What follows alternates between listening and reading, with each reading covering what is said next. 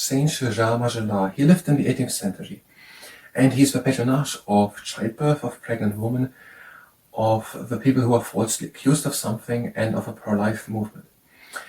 And he was 9 when his father died, and his mother had to give him to a tailor to become an apprentice. But he then joined, when he was 24 in 1749, the Congregation of Most Holy Redeemers, the Redemptors, founded by his contemporary Saint Alfonso Liguori. And he worked very hard for the charity of people who were poor. And it was said about him that he had the ability to read other people's minds, and that he could heal people miraculously. Now, there was then an incident, and that has to do why he is with the patronage of falsely accused people. So this is now a little bit about sexual abuse. He was accused, which later then happened to be that it appears that it was falsely, by a person called Nenea, that he had misconduct inappropriately against her sister. There was not so good look at him at the time, and also Saint Alfonso Liguori was not so much in favor of him at the time. But already during this time, there was that the talks about that he would do more wonders had increased, and also Saint Alfonso Liguori wasn't convinced to have seen a bilocation. So it means that he saw Gerard Majella at a place while being convinced that he was at another place. And then it came out, according to this book and this story, that the story was then a lie, because the person who had accused him was lying in death, and the person didn't want to go into death with a lie. And that is why he is the patronage of the falsely accused people. And that is according to Malcolm Day's A Treasury of Saints book on the page 27. If you click this video away, then please tell me what the reason was, so that I can improve. Otherwise, hi and welcome. I'm trying to learn Biographyology today, Saint Gerard Majella, and after we've done that, we're gonna do martial arts basics training. And if you participate in the martial arts basics training, then it's at your own risk. Gerard Majella, he lived in the 18th century. The feast day is the 16th October, and patronage of childbirth, pregnant women, falsely accused people, pro-life movement, and laborers. Paintings none known. Profile: father of the poor, lay brother of the order of Redemptorists, and famous worker of wonders. Many words which I don't understand. But okay, many paranormal phenomena were reported of this modest friar, especially in the last years of his short life. He got 30 years old. Several instances of what were regarded as signs of holiness occurred when he had become the subject of an unusual cause célèbre in the quiet world of a cloister. Okay, there are many wonders or paranormal phenomena reported in the last years of his short life. And there was not something happening with the name cause célèbre while he was living in a cloister as a devout Christian. His father died when Gerard was only 9, and his mother reluctantly had to appreciate him to a tailor in order to survive. Since quite some time, I'm trying to figure out what the word reluctant means. Since quite some time. Now it's again used in other ways as I would expect it. Okay, his father died, and his mother was poor, and she was in need to give him to a tailor when he was 9 years old. His heart was devout to the service of God, and in 1749, when he was 24, he joined the Congregation of the Most Holy Redeemers, the Redemptorists, founded by his contemporary Saint Alfonso Liguori. Okay, his father died when he was 9. His mother had a lot of poverty, and she was forced to give him as an apprentice, so to someone to learn, by a tailor. I think that was someone who makes suits, so clothes, but I'm not sure. And But he wanted to become he wanted to become some. It's hard to express. He became a. He wanted to do service of God, and so he joined the congregation of the Most Holy Redeemers, and there's the word, that are the Redemptorists. So he was a Redemptorist, and that were the people of the Most Holy Redeemer, of a congregation of the Most Holy Redeemer. That was founded by Saint Alphonsus Liguori. Despite having weak health, Gerard worked like an ox and was held in high esteem for his charity to the poor. Okay, he had weak health, but he was working very much, and people appreciated him for having a lot of charity for poor people. Perceptive and pure in spirit, he became known for an extraordinary ability to read the minds of others. Soon stories circulated of his clairvoyance, even of a prophecy and miraculous healing. So they said that he had the ability to read what other people were thinking, and that he had clairvoyance, whatever that means, and that he was telling prophecies and that they came out to be true, and that he was able to heal people in a miraculous way. Hero and villain. Special gifts. Though he had, the daily routine always beckoned. So he had special gifts, but he had to come back to his daily tasks. One duty was to open the cloister door to young girls. One girl named Neria, and she wished fervently to become a nun, but did not have the requisite dowry. What is a dowry? Okay. By asking of friends, he managed to raise enough money for her entry. Yet after 3 weeks, she was so homesick she decided to leave the nunnery. An embarrassment made worse by the fact that Gerard was a family friend. In thinking of a way to shift the blame from herself, she remembered that he had recently stayed at the home, and she concocted a story about his evil behavior with one of her sisters, the details of which she confessed to none other than Alphonsus Liguori, so the founder of the Congregation of the Most Holy Redeemer. So we're going to talk a little bit about this subject. The astonished confessor put the matter to... I haven't read it, so... The astonished confessor put the matter to Gerard, who surprised him even more by refusing to comment, thus implying his guilt. The issue went to higher levels and soon became the subject of gossip in the friary and in the town. There previously a sense of haughtiness had enveloped this saintly friar, there was no suspicion and mistrust. Gerard cut a lonesome figure, pale and withdrawn, yet miracle cures were being credited to the alleged criminal now more than ever before. He was frequently seen to be in ecstasy during prayers, normally taken as a sign of divine possession.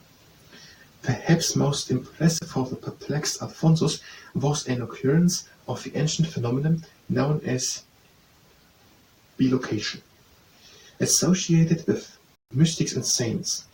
While in the refectory, Alphonsus suddenly beheld the spirit from a spirit form of Gerard standing before him in response to his mental summons. Yet at the time Gerard was staying in another monastery.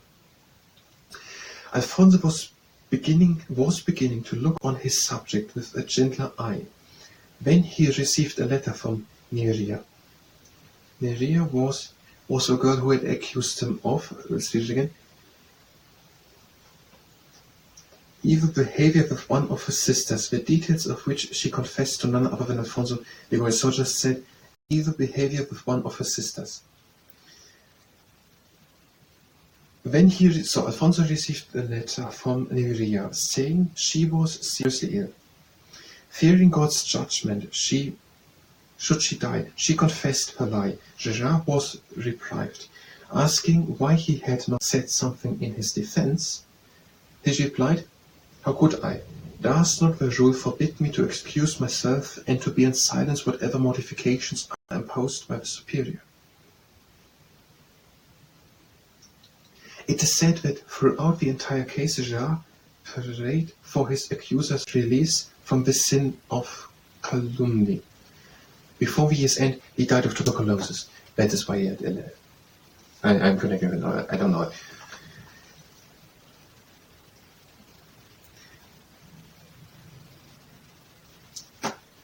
Okay, we are through with the text. Gerard mainly. Majella. Gerard Majella. Saint Gerard Majella. I think it sounds beautiful. So whether it's right pronounced or not, I think that is a nice way to pronounce it. Saint Gerard Majella. Now, what is it in short? His father died, he became the apprentice of a tailor, but he then joined the congregation of Most Holy Redeemer. Where he lived, he had prophecies, he could read the mind of other people, he could do miraculous healing, and he was known for his charity to poor people. Now, when it happened that someone accused him of having done something in evil behavior, it's not written now what exactly, in evil behavior with one of her sisters, and he was accused of it and also outcasted. He never defended himself, which made him look for many people as if he would be guilty. But when the person who was leading the Redemptorists got an apparition of him, while in the factory, Alfonso suddenly beheld the spirit form of Gerard standing before him in response to his mental summons. Okay, I don't know what consequences that has now for the case. Yet at the time, Gerard was standing in another monastery. I don't understand what it changes now in the story. But it is something I thought. We're going to go over it in detail in the next part, what is happening here. And when Nerea, who had accused him, said, because she was fearing that she would die and she would not go with a lie into death, that she had invented the story. And he was, what is the word for it? I don't know. Whatever, he said that he never defended himself because, how could I? Does not my rule forbid me to excuse myself and to be in silence whatever mortifications are imposed by the superior? He was reprived. I don't know what it means, so I guess that is the word for it, reprived. That was Saint Gerard Majella. In the next part, we're going to come back and we're going to read it all again, and then we try to memorize what was written there, and then we try to do a presentation about Saint Gerard Majella. If you stay here and participate in the martial arts basics training, then is better. One leg up and go. Take the leg at the ankle, straight back, knee onto the ground. Upward. Leg to the side, torso pointing in front, you're stitching in the inner side of the leg. Go to the other side. And go from side to side, the mantis.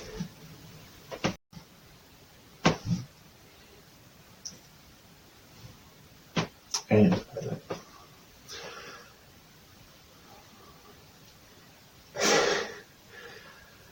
I was thinking about something else. And that means we're making martial arts basic strength, so we're bringing one leg up. We're doing lunges. Lunge in front, right leg in front, with a knee down, and left leg in front, knee down. Right leg in front, knee down, and change. And now I think to exercise the shovel snop plop. Leg up, 1, 2, 3, up and back, 1, 2, 3 steps, up and back. Up and back.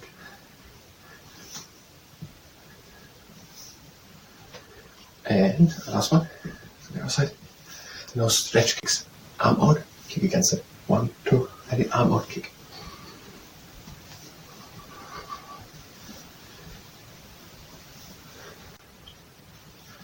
And now the frog.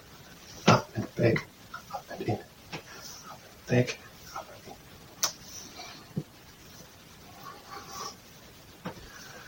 in. Now Crescent kicks. So whole leg up and back and up and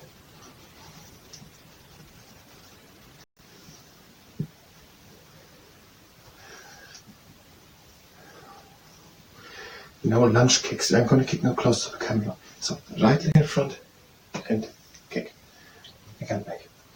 left leg in front, knee down, and kick. Again, right leg in front, knee down, and kick. And left leg in front, and kick. And 2 more. Right leg and kick. And left leg. And squat kicks. Squat down and kick. Squat and kick. You can do a wider squat.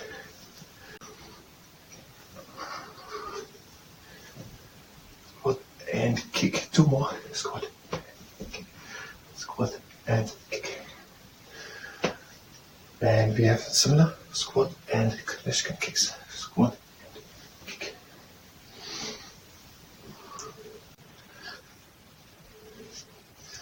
And now 12 push-ups.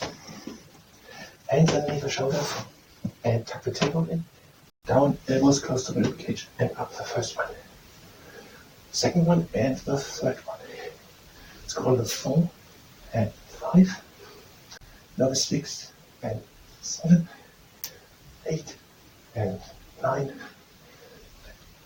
10 and 11, and last one, number 12. And stretching. One heel to the ground and pull the toes in. Foot to the left, pull in. To the right, pull in. Middle, move the leg from left to right. Upper heel. And pull in. To the right and pull in. Left and pull in. Middle, move the leg from left to right. And one leg again up. Waving mushroom. And upper leg. Legs wide apart, breathing down. And breathe out. Again in. Breathing close the legs. And breathing out. And that was the martial arts basics training. I thank you very much and until next time.